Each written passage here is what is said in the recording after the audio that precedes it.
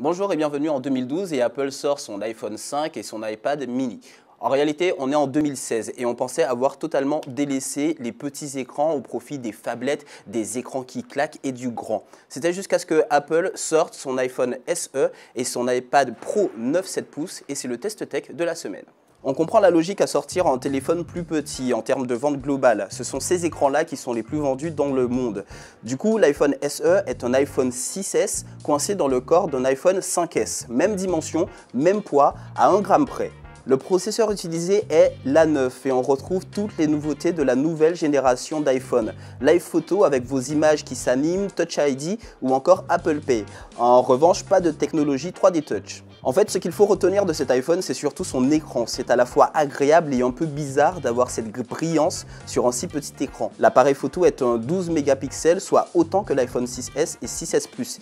Il faut bien comprendre ici que du coup les caractéristiques présentes sont les mêmes que l'iPhone 6S et non l'iPhone 6. Cela laisse du coup un peu songeur sur la stratégie d'Apple. Comment rester une marque haut de gamme avec un téléphone 4 pouces, tout bonnement le plus puissant sur le marché à 489 €.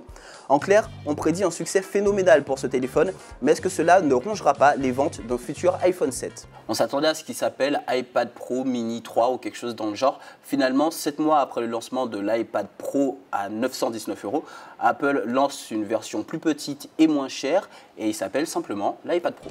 Malgré son prix, ce n'est pas un iPad low cost. Son écran Retina de 9,7 pouces le fait ressembler à un iPad R2. La résolution de l'écran est d'ailleurs la même, bien que l'iPad Pro 9,7 pouces ait une plus large gamme de couleurs. L'iPad Pro de 2015 ne tournait pas en 4K et ne possédait pas de Retina Flash. C'est le cas pour cette nouvelle version plus petite.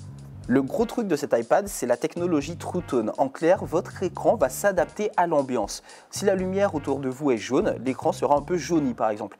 Alors on pourrait se dire que ça n'a aucun intérêt, le blanc c'est plus chic après tout, mais en fait c'est une technologie qu'il faut garder en permanence tant c'est agréable pour les yeux. Ce qui en fait un iPad Pro, c'est toujours ce clavier qui se clipse. En revanche, toujours pas de possibilité d'incliner un peu plus l'écran. Mais pour le coup, si c'était très gênant sur l'iPad Pro 12,9 pouces, avec celui-ci ça passe.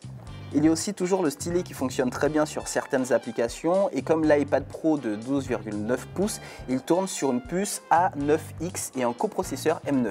Et il y a clairement une différence avec les iPads de la gamme en dessous. Pour autant, même si c'est une excellente tablette, on ne peut pas dire qu'il s'agisse vraiment d'un ordinateur. Et puis imaginez les traces de doigts sur votre écran au quotidien, ça laisse un peu à désirer. En revanche, c'est clairement la meilleure tablette d'Apple.